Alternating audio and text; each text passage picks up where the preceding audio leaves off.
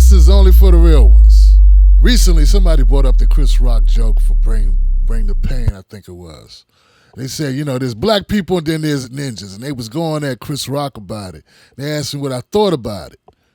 Because they were using it trying to say, well, Tim, this is what we doing. You're always defending black people, but Chris Rock was right.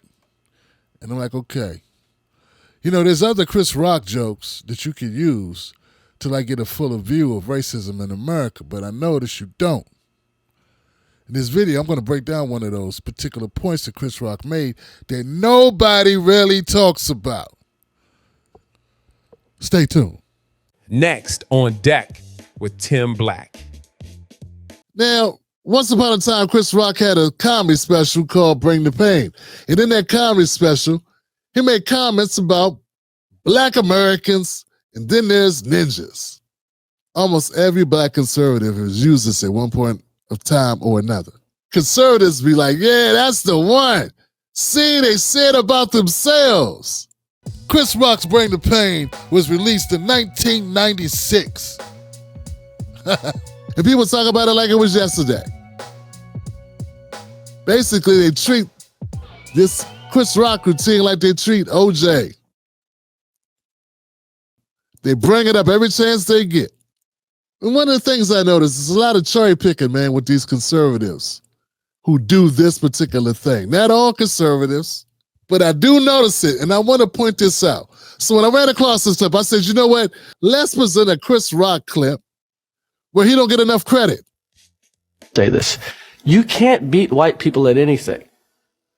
Never. But you can knock them out. Like if you have 6 and the white guy has 5, he wins. If you're black, you can't let it go to the judge's decision because you're going to lose no matter how bad you beat this man up.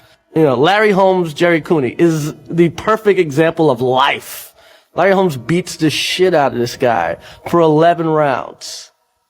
He knocks him out in the 11th round. They had to stop the fight. The man is bloody. Hardly see out of the left eye, and Holmes is working him over unmercifully now. And he might be setting up a finishing attack here. And he's gone. He doesn't want to go down. He almost went down. He refused to go down. Victor Valley, the trainer, is in the ring complaining because he thinks the referee has stopped it. And that's precisely what he has done. It's over. He's been beaten the whole fight. They go to the judges' scorecards. Larry Holmes is losing the fight. If he didn't knock him out, he would have lost the title. And that is essentially the black experience. You're always black. There's always going to kind of be an overreaction one way or the other regarding your presence, be it good or bad. Just when you let Jackie Robinson in baseball, that doesn't mean it's equal.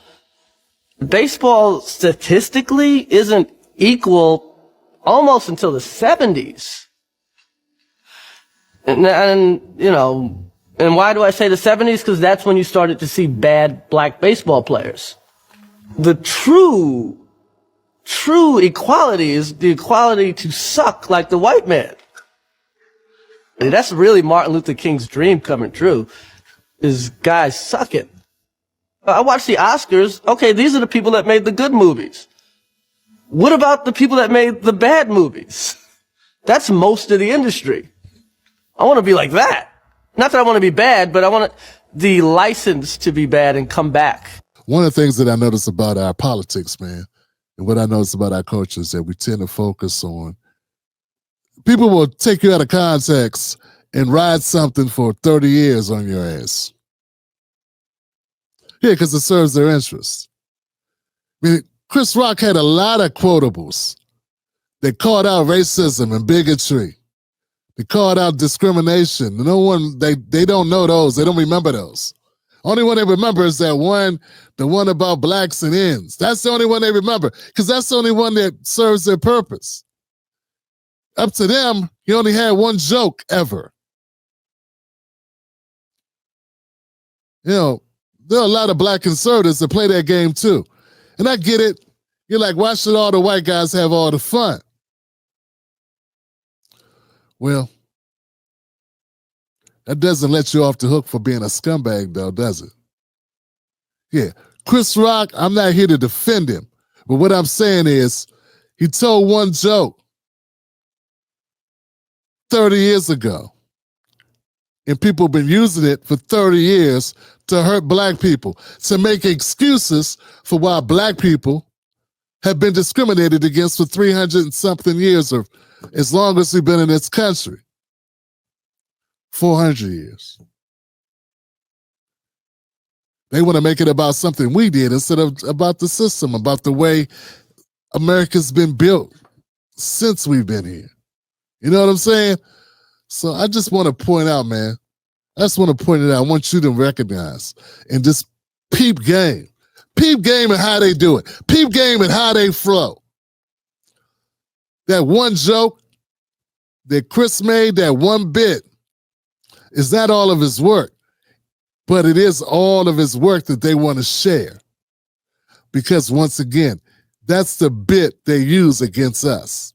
And you'll see a lot of things weaponized against us. And it'll make you hate, dislike, be pissed off, and want to come at the necks of whoever said whatever thing. But realize they were taken out of context. Realize there was more to it. Right? Yeah, he said it. I wish he didn't say it. But it's hard to, at the time when he was a very young man, he probably didn't think, oh, they're going to use this for 30 years. Maybe he wouldn't have said it. That's the type of thing we got to think about. You got to think like this when you're doing media content. How is this going to be taken out of context? How will this be used in perpetuity against my people? These are things Jason Whitlock, Candace Owens don't think about. And if they do, that's even worse. You know what I'm saying? I guess I could say the same thing about the Democrats or the liberals who continuously lump all black people with all other types of people from all other types of countries that has nothing at all to do with us at all, except we aren't white. We aren't white. They come to America and are considered white. And still we get lumped with them. It makes no damn sense at all. And then they use our pain, our suffering, in order to help these other groups. And it's all the same thing. Using pieces of us to help either themselves or their talking points or someone else they want to help to get money or donors or votes or whatever. It's the same game. At this point, I got a feeling this isn't going to change anytime soon, but that doesn't mean we don't call it out for what it is. Because what it is dirty. What it is racism. It's anti-black. And we got to be smarter. So reason why I'm making this segment, I just want you to be aware of what they do.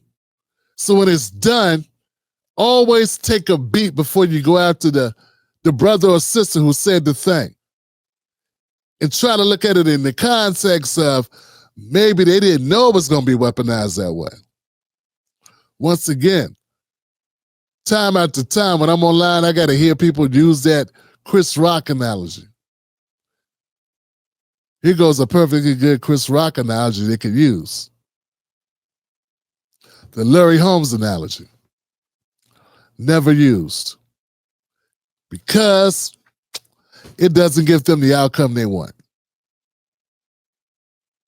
All right, guys, let me know what you think in the comment section about this one. Chris Rock, not always wrong, sometimes very right. In fact, this is not even my favorite quote of his. My favorite quote is when he talked about his grandparents and how they had to go to the dog vet because they couldn't go to the dentist because white people wouldn't see black people back when his grandparents were coming out. So he had to go to the vet, the literal vet, for their dental work. And other stuff. There's other stories too. So yeah.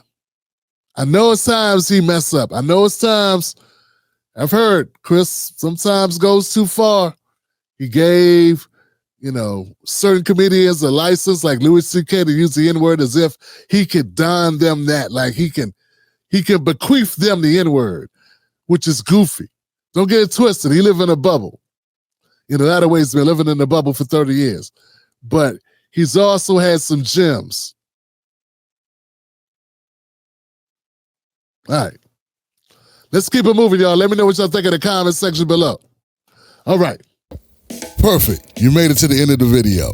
I appreciate you. Now, Google thinks this next video is going to be perfect for you. It's right up your alley. So click the next video, watch that with me, and let's keep this politics going. You're built for this.